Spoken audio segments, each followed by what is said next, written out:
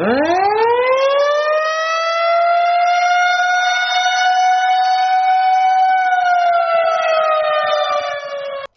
manokana momba ny rivo-doza ny 5 martsa 2024 tamin'ny 12 atoandro. Miditra an-tanety eo avaratry mainty rano ny von'ilay rano ratsy. Nikisaka haingany izy tato anatin'ny ora farany ka mahavaka 20 km isan'ora. Depression tropicale hatrany ny heriny ka 20 km isan'ora ny rivotra miaraka aminy, izay arahana tafitra 70 km isan'ora manakaiky ny fohibeny. Vinavinaina toy izao ny lalaka izorany.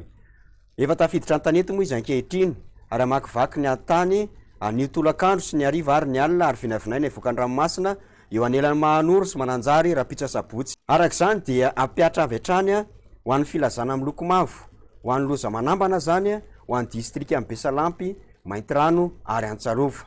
Mitohy hatrany ny orambe manodidina an'ity lala anoratsy ity, tahaka izao ny filazana loko ho amin'ny Fabetsahany Rotsakorana, filazana miloko mena ho an'ny Mahajanga, Mitsinjo, Soalala, Besalampy, Antsalova, Miandrovazo, Morafenimbe, Ambatomainty, Kandreo.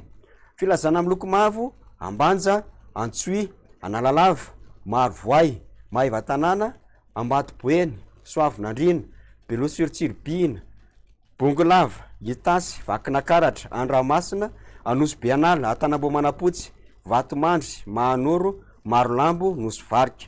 Filazana miloko maitso ihany amin'ny Fabetsahany Rotsakorana ho amin'ny Boriziny, Mampikony, Tsaratanana. Ny mpampiasa ny ranomasina eo anelanelan'ny Morondava sy Analalava dia tanina trany mba tsy handrika satria mikorotana ny toetry ny andro.